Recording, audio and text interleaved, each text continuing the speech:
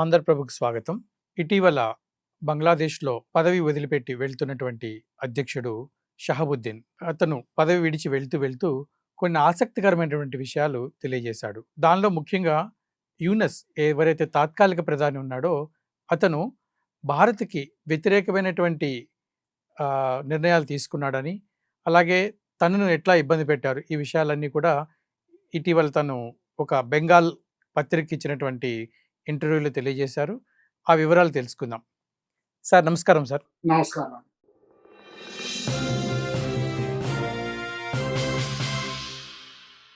బంగ్లాదేశ్ మాజీ ప్రధాని షహాబుద్దీన్ కొన్ని ఆసక్తికరమైన వ్యాఖ్యలు చేశాడు సార్ ఒక ఇంటర్వ్యూలో. సో దాని గురించి కొంచెం వివరంగా తెలియజేస్తారా? ఇప్పుడు బంగ్లాదేశ్ 2024లో ఆగస్టులో రెవల్యూషన్ అయినప్పుడు ఎక్కడ కాన్స్టిట్యూషన్ లో ప్రసక్తి లేని ఒక టెంపరరీ అడ్వైజర్ ని తీసుకొచ్చారు సార్. అది జమాతే ఇస్లామీ బంగ్లాదేశ్.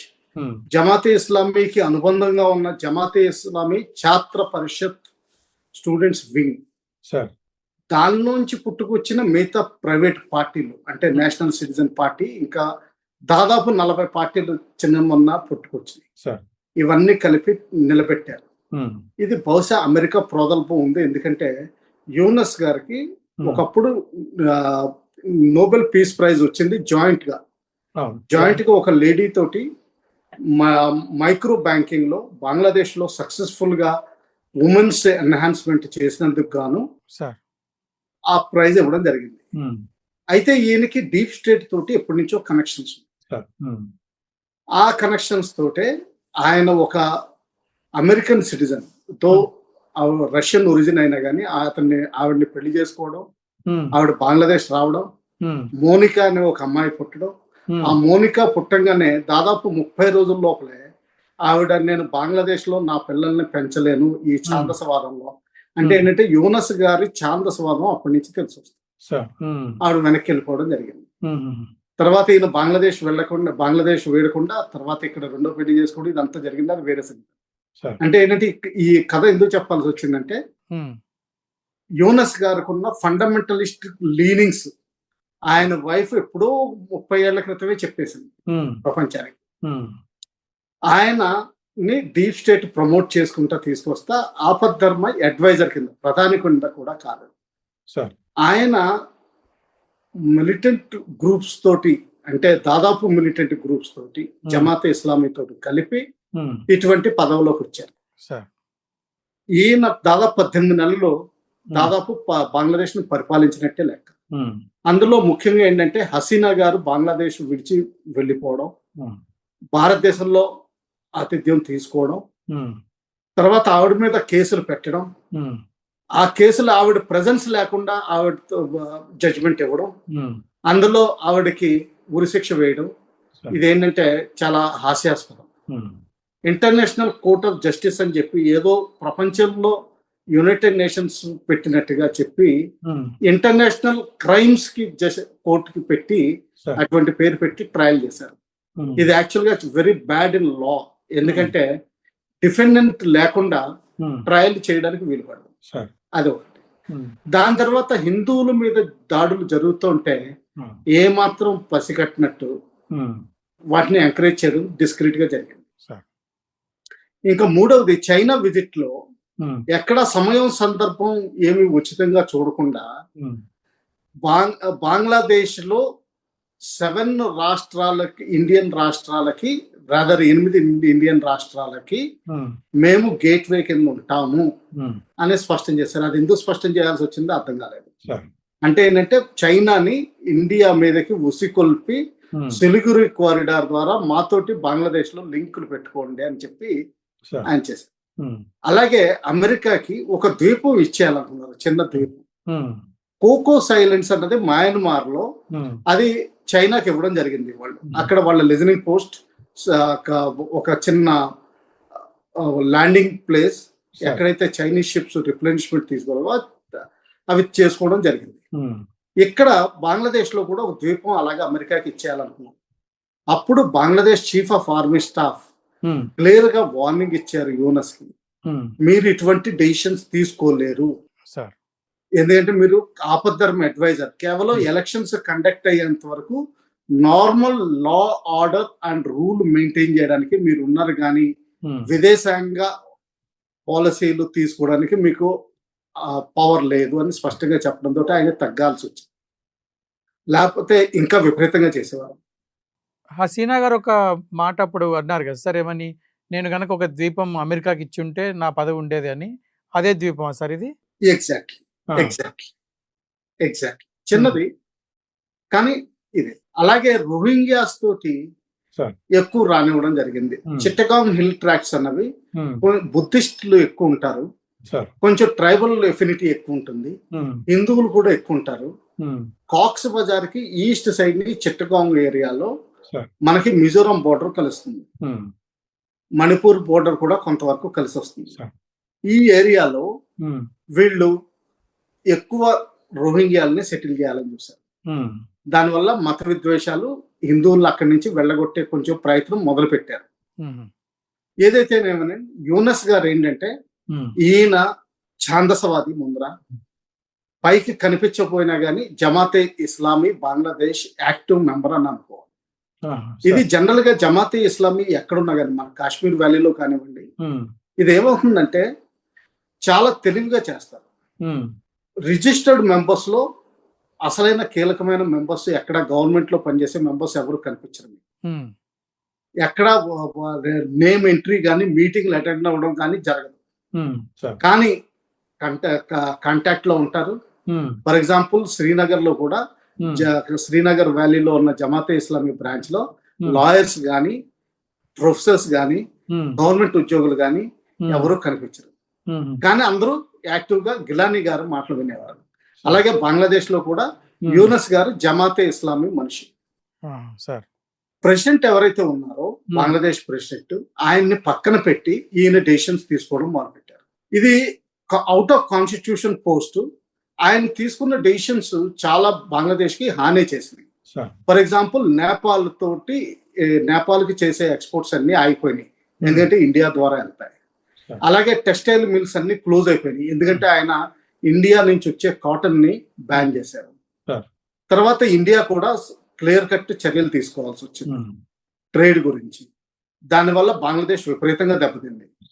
మధ్యలో పాకిస్తాన్ ప్రపంచాన్ని అడుక్కున్నట్టు మన ఇండియా నుంచి పవర్, తర్వాత ఆహార ధాన్యాలు, ఎమర్జెన్సీ మిగతా మెడిసిన్స్ ఇటువంటివి మన ఇండియా నుంచి ఇంపోర్ట్ చేసుకోవాల్సి వచ్చింది. ఔన్నత్యంతో మన భారతదేశం వాటిని అందించడం కూడా జరిగింది. నాలుగవది ఆయన చేసిన damage, biggest damage especially to Bangladesh simple people and Indians is border ఏరియాలో జమాతే ఇస్లామీకి వేళ్లు పూనుకిల్లనే చేశారు. దానివల్ల ఏమైందంటే ఇప్పుడు జరిగిన ఎలక్షన్స్ లో 77 సీట్లు మొత్తం గ్రూప్ కి ఏవైతే వచ్చినాయో జమాతే ఇస్లామీ మరి అనుబంధ పార్టీలకు ఏవైతే వచ్చినాయో అవన్నీ బోర్డర్ ఏరియాస్ లో ఎక్కువగా వచ్చినాయి, ఎస్పెషల్లీ వెస్ట్ బెంగాల్ బోర్డర్ తోటి ఎక్కువ. దీనివల్ల ఏమవుతుందంటే మనకి ఇన్ఫిల్ట్రేషన్ పెరుగుతుంది. అలాగే ఒకవేళ ఏదైనా ఫైరింగ్ జరిగితే అది బంగ్లాదేశ్ మీద ఫైరింగ్ చేసినట్టు చూపిస్తారు. తర్వాత టెర్రరిస్టులు వచ్చి మన దేశంలో యాక్టివిటీస్ చేసి వాళ్ళు వెనక్కి వెళ్ళిపోయే అవకాశాలు ఉన్నాయి. చైనా తోటి కుమ్ముక్కయ్యి మన సిలిగురి కారిడార్ క్యాచ్ 22 సిచ్యువేషన్ లో చేసే విధానంగా చాలా ఉంది. ఎందుకంటే అది 22 కిలోమీటర్స్ వైడే ఉంటుంది, అందుకని క్యాచ్ 22 అన్న వర్డ్ దానికి చాలా సిచ్యువేషన్ ఉంటుంది. అందుకని అఫ్ కోర్స్ మన ఇండియన్ గవర్నమెంట్ ప్రత్యామ్నాయాలు తీసుకుంటుంది. చాలా వరకు వాళ్ళు ఏం చేయలేరు. అవసరం వస్తే మనం ఏరో బ్రిడ్జ్ చేయగలం. ఏరో బ్రిడ్జ్ అంటే విమానాల ద్వారా లింక్ పెట్టుకోగలం. గౌహతి గాని, త్రిపుర గాని, మణిపూర్ గాని, మిజోరాం గాని, అరుణాచల్ ప్రదేశ్ గాని, సిక్కిం గాని మనం ఏరో బ్రిడ్జ్ ఎస్టాబ్లిష్ చేయగలం. అలాగే నేపాల్ కున్న బోర్డర్ మనం చాలా వరకు మన వాళ్ళ సన్నిహిత్యంతో తీసుకుని ఈ 21 కిలోమీటర్స్ ని ఎక్స్పాండ్ చేయగలిగే అవకాశాలు చాలా ఉన్నాయి. ఇప్పుడు అంటే ఈ 21 కిలోమీటర్స్ కి యువతల నేపాల్ ఉంటుందా సార్? ఎట్లా అది? నార్త్ అండ్ నార్త్ వెస్ట్ లో నేపాల్ ఉంది, సౌత్ వెస్ట్ దక్షిణంలో బంగ్లాదేశ్ ఉంది, నార్త్ ఈస్ట్ లో మన కొంచెం వరకు సిక్కిం సిలిగురి కారిడార్ ఉంది. ఇక్కడ రైల్వే లైన్స్ కి వీటికన్నిటికీ భద్రత కల్పించే విధంగా మనం కొన్ని రోజుల క్రితం విన్నాం, బుల్లెట్ ట్రైన్ కూడా సిలిగురి వరకు ఎక్స్టెండ్ చేస్తారు. అది ఎక్స్టెండ్ చేస్తా దానికి భద్రత కల్పించే విధంగా చర్యలు తీసుకుంటున్నారు.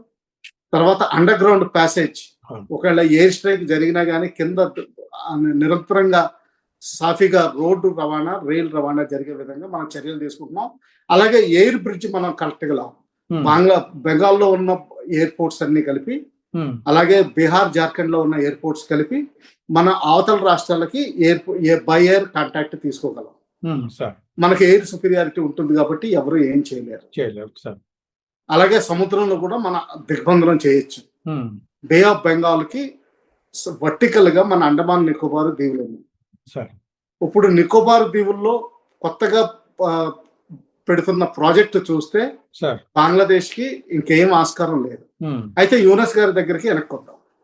యూనస్ గారు ఆ విధంగా డీప్ స్టేట్ ఫాలో, తర్వాత పాకిస్తాన్ ISI ఏదైతే ఒక బంగ్లాదేశ్ లో ఉన్న వాళ్ళ ఎంబసీలో ఒక ప్రాపర్ సెల్ ఎస్టాబ్లిష్ చేసి ఒక బ్రిగేడియర్ కింద దాదాపు 9 మంది ఆర్మీ ఆఫీసర్లు, 2-3 నేవీ అండ్ ఎయిర్ ఫోర్స్ ఆఫీసర్లు పెట్టి ప్రాపర్ గా కంట్రోల్ చేయడం మొదలుపెట్టింది. యూనస్ గారు వాళ్ళు చెప్పినట్టు చదవడం మొదలు పెట్టారు. ఈవెన్ ఆఫ్టర్ కొత్త ప్రధానికి హ్యాండ్ ఓవర్ చేసిన తర్వాత కూడా ఆయన ఇచ్చిన స్పీచ్ లో 8 రాష్ట్రాలని వేరు చేస్తామన్నట్టుగా మాట్లాడారు. అలాగే లాస్ట్ అక్టోబర్ 31 కి ముందర Pakistan chief of joint committee staff Mirza గారు బంగ్లాదేశ్ విజిట్ చేసినప్పుడు ఒక బుక్ రిలీజ్ చేయడం జరిగింది. ఆ బుక్ కవర్ మీద స్పష్టంగా బెంగాల్ ప్రెసిడెన్సీ ఏదైతే ఉందో, అంటే బీహార్, జార్ఖండ్, ఒరిస్సా, అంటే ఏంటంటే ఇదంతా బంగ్లాదేశ్ లో చేరిపోయినట్టు చూపించారు. 8 రాష్ట్రాలు కదా. అంటే ఏంటంటే కేవలం ఆంధ్ర బంగ్లాదేశ్ కి బోర్డర్ గా వచ్చింది. ఆ విధంగా చూపించారు. అంత ధైర్యంగా ఏదో పిచ్చి వాళ్ళు ఏదైనా చేయగలరు, మనం ఏం చేయలేము. సో యూనస్ గారు ఏంటంటే ఒక ఛాందసవాది, డీప్ స్టేట్ మనిషి. భారత్ కి ఈ బంగ్లాదేశ్ ఉన్న మొత్తం రిలేషన్షిప్ అంతా డ్యామేజ్ చేయడం జరిగింది. అన్లాఫుల్ గా అన్ని యాక్టివిటీస్ చేయడం జరిగింది. బహుశా నన్ను అడిగితే ఈయన మీద కొంచెం లీగల్ యాక్షన్ తీసుకోవాల్సిన అవసరం చాలా ఉంది. అయితే ఆయన టైంకి పారిపోయే అవకాశాలు కూడా ఎక్కువ కనిపిస్తున్నాయి. అది ఏం జరుగుతుందో వేచి చూద్దాం. అమెరికా తోటి లాస్ట్ అంటే అతనికి ఒక 12 గంటల ముందు ఎలక్షన్స్ స్టార్ట్ అవుతాయి అనుకుంటే 12 గంటల ముందు అనుకుంటే బహుశా కొన్ని డీల్స్ చేసుకున్నాడు కదా సార్. వాటిని కూడా ఈ మాజీ అధ్యక్షుడు తప్పు పట్టాడు. అవి కూడా సరైనటువంటి డీల్స్ కాదు అని. అవి ఏంటి సార్? అవి అంటే ఇప్పుడు అమలు అవుతాయా లేకపోతే మళ్ళీ దాని మీద చర్చిస్తారు? ఎందుకంటే ప్రాపర్లీ ఎలక్టెడ్ గవర్నమెంట్ డెసిషన్స్ తీసుకోదు, అటువంటి వాటిని అన్నింటినీ నల్ అండ్ వాయిడ్ చేస్తుంది. ఇన్ ఎనీ కేసు మన దేశంలో ఎలక్షన్ కోడ్ ఆఫ్ కండక్ట్ ఒకటి ఉంటుంది. అటువంటి చూస్తే ఇవన్నీ నల్ అండ్ వాయిడ్ అయిపోతాయి ఇంప్లిమెంటేషన్ లో. అయితే మనం ఒకటి గమనించాలండి, ఎలక్షన్ రిజల్ట్స్ వచ్చే ముందర జస్ట్ అవుట్ అవుతున్న టైంలో ఫస్ట్ రిజల్ట్ అవుట్ చేసింది అమెరికన్ అంబాసిడర్. అలాగే పాత అమెరికన్ అంబాసిడర్ ఎవరైతే ఉన్నారో బంగ్లాదేశ్ కి, ఆయన దాదాపు 2025 లో 7 విజిట్స్ చేశారు బంగ్లాదేశ్. అవి చిట్టగాం అటువంటి హిల్ ఏరియాస్ కి వెళ్ళడం, ఎక్కడైతే ఈ దీవి ఉందో దక్షిణంలో ఉందో, బాక్స్ బజార్ కి దక్షిణంలో, అక్కడికి దాదాపు దగ్గరలోకి వెళ్ళడం, ఇవన్నీ జరిగినాయి. సో అంటే ఏంటంటే deep state American influence and Pakistan ISI influence చాలా ఉందని అనుకోవాలి. అలాగే ఇంకోటి అత్యంత పరమ నీచమైన చర్య ఆయన తీసుకున్నది ఏంటంటే, ఏ దేశం చేయని చర్య, పాకిస్తాన్ గవర్నమెంట్ ఉద్యోగులకి, వాళ్ళు మెన్షన్ చేసిన మనుషులకి వీసా అవసరం లేదు, సమయం నిర్ణయం లేదు, అటువంటి ఫ్రీ వీసా ప్రపోజల్ ఇచ్చేశారు. అంటే ఆన్ అరైవల్ కూడా వీసా తీసుకోవాల్సిన అవసరం లేని వెసులుబాటు కల్పించారు. ఆ వెసులుబాటుని చూసుకుని జమాతే ఇస్లామీ లోకల్ గా ఇస్తున్న హెల్ప్ తీసుకుని లష్కర్ ఏ తైబా, JEM, తర్వాత ISKP Khorasan province ఏదంటారో ISIS Khorasan province, వీళ్ళు ముగ్గురు కలిపి బంగ్లాదేశ్ ఆల్రెడీ చేరుకున్నట్టు రిపోర్ట్ వస్తుంది. హోప్ఫుల్లీ ప్రస్తుత గవర్నమెంట్ వీటిని నిర్వీర్యం చేస్తుందని భావిస్తాం. లేకపోతే మునీర్ గారు అన్నట్టుగా ఈసారి భారతదేశంలో జరిగే యాక్టివిటీస్ అన్ని తూర్పు నుంచి వస్తాయని చెప్పారు. మనకి తూర్పు నుంచి అంటే బర్మా నుంచి వచ్చే అవకాశాలు చాలా తక్కువ. ఇంకా మిగిలింది ఒకటే మన తూర్పు అంటే బంగ్లాదేశ్. ఆ విధంగా ఏంటంటే బంగ్లాదేశ్ నుంచి వచ్చే అవకాశాలు ఎక్కువ. అలాగే ఆగస్టు 2025 లో 84 ప్రపోజల్స్ తీసుకొచ్చారు. అందులో ఒకటి ఏంటంటే ఇండియా చేస్తున్న ఫైరింగ్ ఆపు చేయాలని. అది ఇండియా ఎప్పుడు ఫైరింగ్ చేయలేదు బంగ్లాదేశ్. ఎప్పుడైనా సరే BSF వాళ్ళ మీద ఫైరింగ్ చేసి చూడబడాలని చూసిన వాళ్ళ మీద సెల్ఫ్ డిఫెన్స్ లో ఫైర్ చేయడం జరిగింది. అంతేగాని బంగ్లాదేశ్ సైడ్ క్యాజువాలిటీస్ తీసుకోవాలని ఎప్పుడు జరగలేదు. ఇవన్నీ యూనస్ గారు ఇంట్రడ్యూస్ చేశారు. ఆ 84 పాయింట్ల రెఫరెండం కూడా ఫెయిల్ అయ్యే అవకాశాలు నాకు చాలా కనిపిస్తున్నాయి. Yeah. ఎందుకంటే ఈ రెఫరెండం పెట్టే ముందర కూడా 84 పాయింట్లు జూలై ఆగస్టులో కన్సిడర్ చేసినప్పుడు కూడా Sure. 8 పాయింట్లకి ఏవైతే 47 కాన్స్టిట్యూషన్ అమెండ్మెంట్లు చేయాల్సిన అవసరం ఉందో అందులో 8 పాయింట్లకి బిఎన్పి అబ్జెక్షన్ పెట్టింది. అంటే అవి కూడా ఇంప్లిమెంట్ అయ్యే అవకాశం లేదు. మంచిది, Bangladesh will be a good democracy. చూద్దాం. ఇప్పుడు ఈ లష్కర్ ఇ తోయిబా ఉంది కదా సార్, పాకిస్తాన్ ఉగ్రవాద సంస్థ, అలాగే ఈ జమాతే ఇస్లాం కూడా మనకు ఒక థ్రెట్ అయ్యే అవకాశం ఉందా సార్ ఫ్యూచర్ లో? జమాతే ఇస్లాం ఇప్పుడు ఇది సోషల్ ఆర్గనైజేషన్ కింద మిగిలిపోతుంది. కానీ ఇటువంటి థ్రెట్స్ కి మామూలుగా ఒక ఆర్గనైజేషన్ తయారు చేసి వాటిని funding, training, weapons ammunition, logistic supply, planning, intelligence, coordination, cooperation, ఇన్ని లా అంటే లీగల్ హెల్ప్ ఇటువంటివన్నీ చేసే అవకాశాలు చాలా ఉంటాయి. కాశ్మీర్ వ్యాలీలో ఎలా చేస్తారో అలాగే చేసే అవకాశాలు, అట్లాగే మన పశ్చిమ బెంగాల్లో చేసే అవకాశాలు ఉన్నాయి. పశ్చిమ బెంగాల్లో చేసే అవకాశాలు 100% ఉన్నాయండి. ఎందుకంటే అన్ఫార్చునేట్లీ మన పొలిటిక్స్ లో డెమోక్రసీ అన్నది ఓటింగ్ ప్యాటర్న్ మీద ఉంది. ఓటింగ్ ప్యాటర్న్ అంటే ఎవరికి ఎక్కువ ఓట్లు వస్తాయని, ఎవరికి ఎక్కువ ఓట్లు ఉన్నాయన్నది ఏమవుతుందంటే జనరల్ గా 40% ఓట్లు వస్తే ఎన్నిక అయిపోయినట్టు లెక్క పెట్టుకోవాలి. అంటే ఒక్కోసారి 50%, 100% అనుకోండి, 40% ఓట్స్ వస్తే చాలు జనరల్ గా. ఎందుకంటే 80% జనరల్ గా ఓటింగ్ ప్యాటర్న్ దాటదు టోటల్ పోల్ ఓట్స్. సో 40%, ఈ 40% లో ఏంటంటే కొన్ని మైనారిటీ గ్రూప్స్ ని పోగు చేసే అవకాశాలు ఉన్నాయి. అందుకని కొన్ని గవర్నమెంట్స్, కొన్ని పొలిటికల్ పార్టీస్ ఏం చేస్తున్నాయంటే ఈ మైనారిటీ ప్రజల్ని ఉసిరి కొలుపుతూ మెజారిటీకి కౌంటర్ గా చేస్తూ అనవసరంగా మత రాజకీయాలు సృష్టిస్తూ చేస్తున్నారు. ఇందులో భాగంగానే డౌట్ లేకుండా తృణమూల్ కాంగ్రెస్ ఒకటి. ఎందుకంటే బోర్డర్ లో ఫెన్స్ కట్టడానికి ల్యాండ్ కూడా ఇవ్వడం లేదు. అలాగే నేను అక్కడ పర్సనల్ గా చూసింది ఏంటంటే ఆదివారం పొద్దున్నే కనీసం 20-30 లారీలు ఆవులు గేదెలతోటి వెళ్ళిపోయాయి బంగ్లాదేశ్. ఇవన్నీ క్యాటిల్ స్మగ్లింగ్, హ్యూమన్ స్మగ్లింగ్ ఇవన్నీ నడుస్తూనే ఉన్నాయి.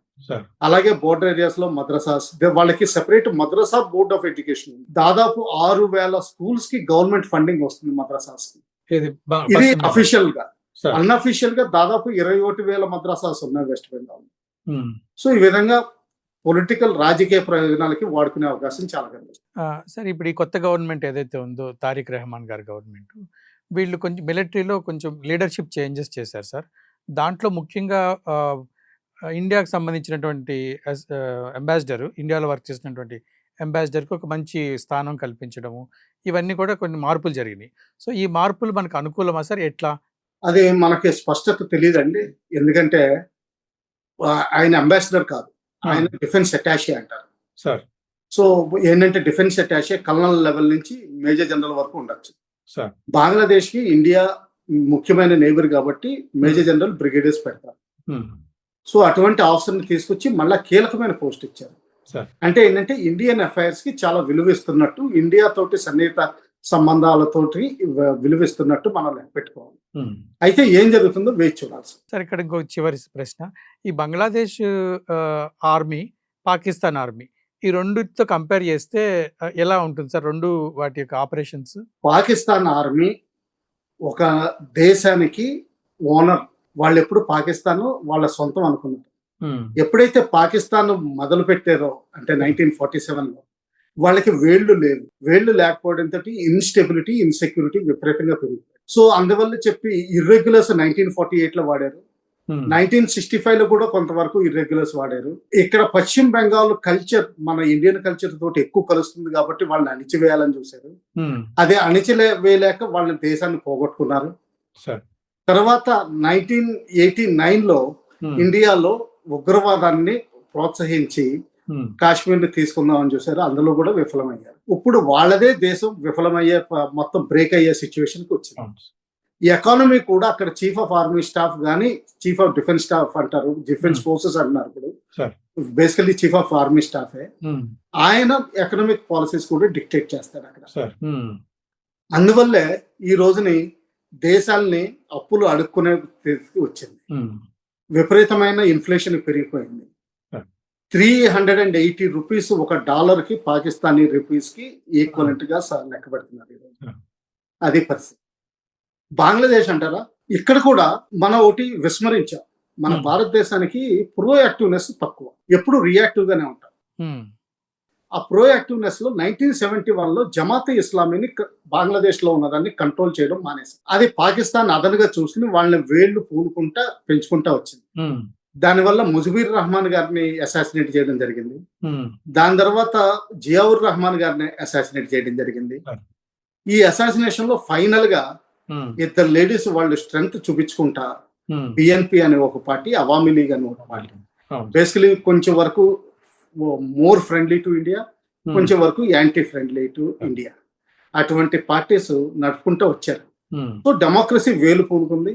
టెక్స్టైల్ ఇండస్ట్రీ బాగా అభివృద్ధి చెందింది. కొంతవరకు మిషనరీ కూడా ఎక్స్పోర్ట్ చేసే పరిస్థితికి వచ్చారు. అలాగే ఐటీ సెక్టర్ లో కూడా చాలా ముందంజ వేయదలుచుకున్నారు. ఇదంతా డెవలప్మెంట్ అయ్యే తరుణంలో ఈ డీప్ స్టేట్ కేవలం దీపం, అమెరికా, చైనా తోటి కంట్రోల్ ఇవన్నీ పెట్టుకుని బంగ్లాదేశ్ లో విచ్ఛిన్నం సృష్టించడం పెట్టారు. అది పాకిస్తాన్ కూడా అదనుగా తీసుకోవాలని చూస్తోంది. ఎందుకంటే పాకిస్తాన్ ఏమనుకుంటుందంటే, మనం ఆఫ్ఘనిస్తాన్ కి సపోర్ట్ ఇస్తున్నాం కాబట్టి వాళ్ళు బంగ్లాదేశ్ కి మనకి ఎగ్నెస్ట్ చేయాలన్నట్టుగా ప్రతిదీ ఏదో ప్రతీకార చర్య కింద తీసుకోవాలి. సార్ చాలా సంతోషం సార్, చాలా విలువైన విషయాలు ఆంధ్రప్రభ ప్రేక్షకులకి తెలియజేశారు. ఈ విషయాలపైన మీరు కూడా మీ అభిప్రాయాలని కామెంట్ చేయండి. నమస్కారం.